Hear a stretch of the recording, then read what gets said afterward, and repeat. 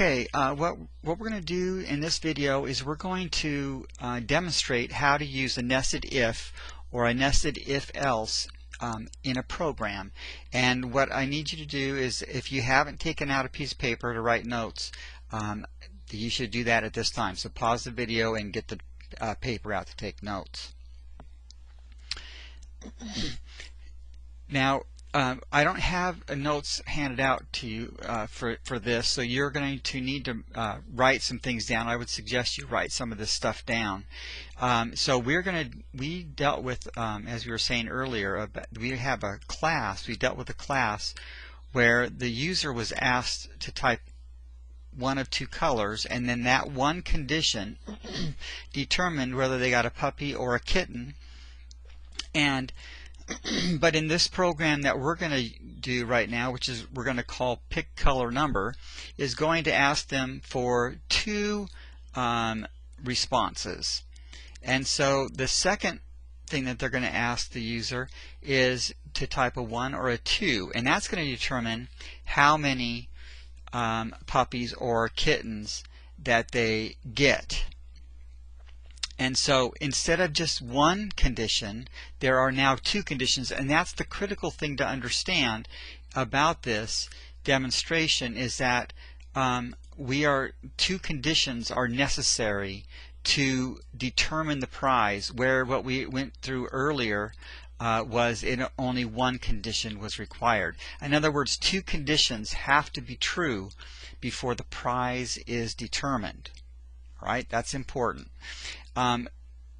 So now there are a couple of ways that we could deal with this.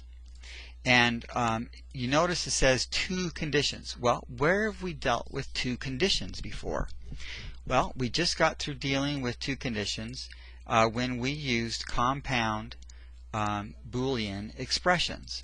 And so we can write this program using compound Boolean expressions. And that's what, based on what we've learned so far, that's what we would do.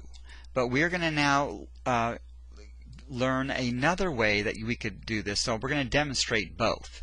So we can also use a nested if or a nested if-else to accomplish the same thing. So first, let's look at a compound Boolean expression, which is something we already should know how to do. And so if you'll look at this part here, well, we're going to see that we're going to use the Boolean expression to accommodate two conditions. So you'd have to sit down and list all your different possible combinations to do this. And so you'll notice that the first we're using an if-else structure to do this. And so the if statement uses the Boolean expression. If the color is blue, that's one condition, and the number has to equal 1, that determines the prize of getting 10 kittens. And so two conditions have to be true before going there. Now, if they choose if they type a 2, what's going to happen is this will say, okay, blue, okay, good, but then they typed a 2, so that makes this false, because both of these conditions have to be true before it'll jump inside and do this if clause.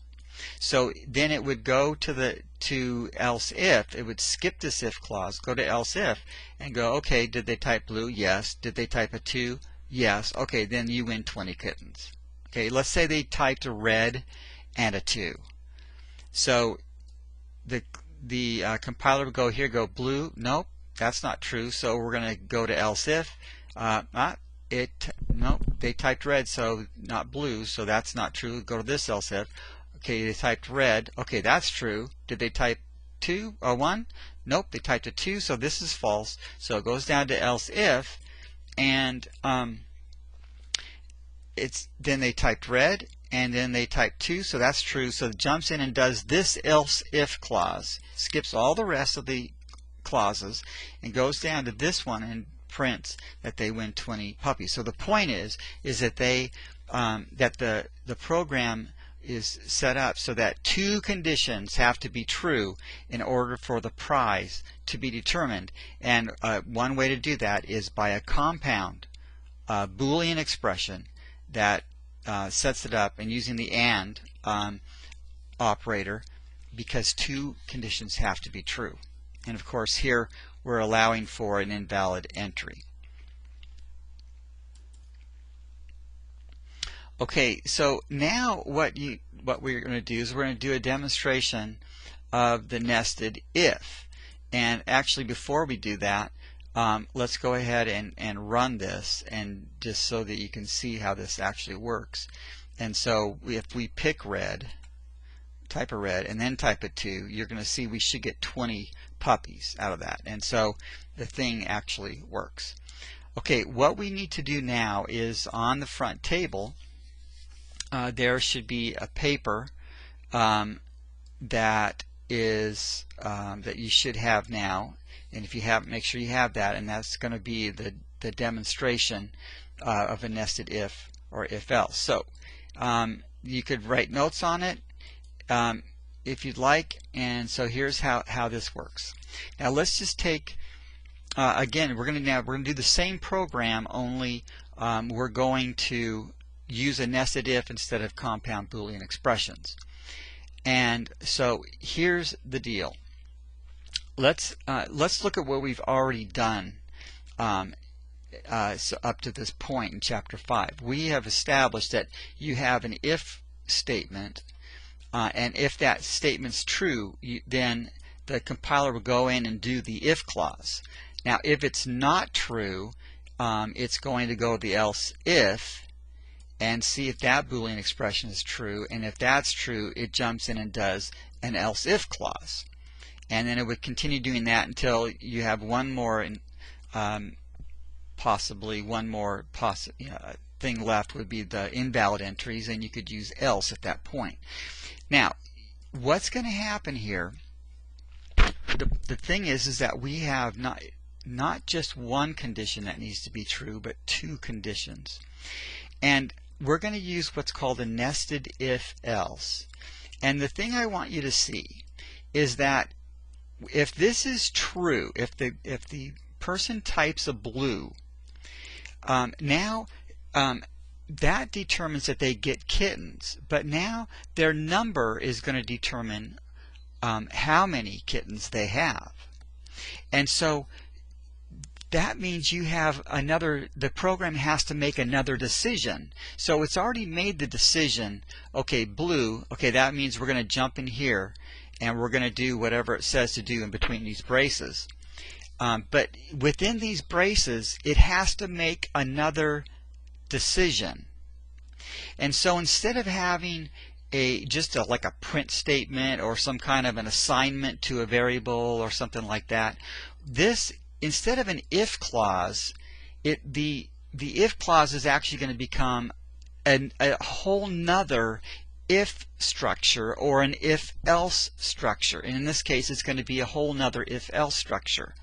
And so instead of an if clause, it's going to be an if-else structure. Okay, so it's just the same thing, only this if-else structure is nested inside this if structure here.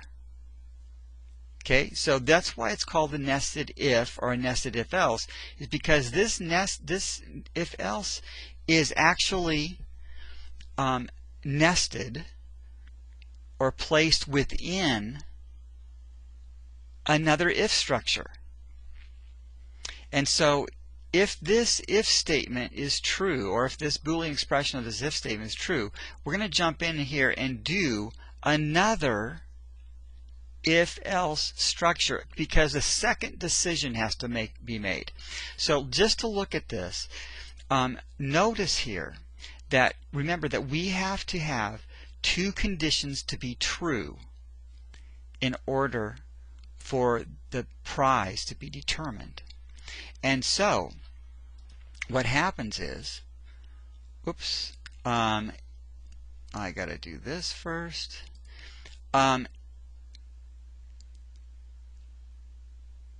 If the user types a blue, then that's going to make this Boolean expression here true. And so let's get that right. Okay, here we go. So there is a true condition. Let's just say that they type blue and then they type 2. So here's blue, that's true. So then that means that everything inside here is going to be the decision on whether, because we know they're going to get kittens because it's blue. But now in here is going to be a decision on whether they get 10 or they get 20 of those kittens. And so what's going to happen is, if this is true, since this is true, they type blue, we're going to jump inside here, and now the computer has to make another decision. Well, did they type a 1? Well, that's false. So you have your own if-else structure in here. Now we're going to go to if, since this is false, we're going to then, let's get this set up here. Since this is false, then we're going to go over here and skip the if clause and go to the else if clause. And so the question is, did they type a 2? Well, that's true. So now you have the second condition that's true. And therefore, now we can jump into the else if part here and do the else if clause, which is to print that you win 20 kittens. Now, notice this prize right here required 2 conditions to be true, and they're set up in a nested if-else situation. Okay, so now let's look at what happens if the user types a red and a 1. So notice that the if statement, now remember that the if statement is well, let's just look. Remember, we had an if. We have the outer if statements here. The if this if statement is true, produces a false. It produces a false Boolean expression. Then where is it going to go?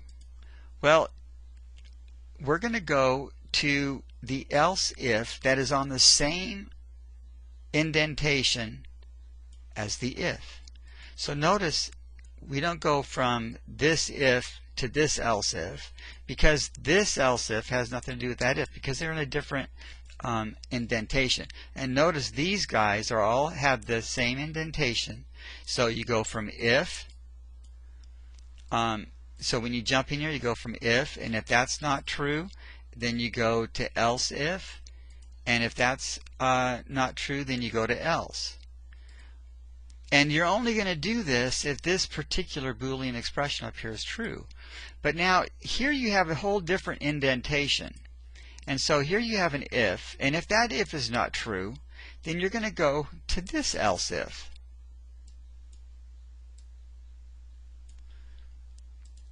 And then if that else if is not true, then we're going to go to this else. And so you have that indentation. So that's the important thing.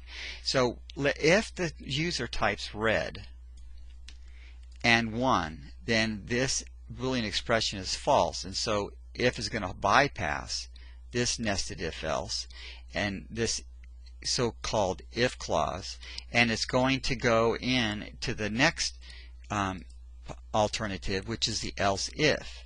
Now if this says, is it red? Well, that's true. So now this if clause, this else if clause becomes a nested if else. So you have this condition is true, and so what it's going to do then, it's going to then jump inside here and do the else if clause, which is actually a nested if else or if else state structure. And so now number equals 1. Is that true or false? And since that happens to be true, now we've got our two conditions that will now we can determine the prize, or the computer program can. And so then now the computer program determines, based on the two conditions, that that this is the prize. So again, two conditions have to be true. Now notice in this nested if else, you have a place to accommodate invalid entries. Okay, right in here. And so here's an invalid entry for 1 or 2, and here is an invalid entry for typing 1 or 2. And then you also have on the outer part, the outer if else structure, you have an invalid entry that accommodates blue or red, or the color. Now if we go back to our previous program, because of using compound Boolean expressions, the invalidation could only be done once here, and it's going to accommodate the color or the number choice all in the same invalidation message. Okay, which isn't quite as efficient as what we're doing here, because here when we run the program, if let's say that the person types a 3, so the blue that's false, so we go down to else if. Red, that's true. 1, no, it wasn't a 1. Did they type a 2? No, it's not. So therefore then you have an invalid entry, and the computer program knows that it's because they typed they didn't type a 1 or a 2. It's because of how specific this is. So this catches it. Now let's say that they typed brown instead. It would go here.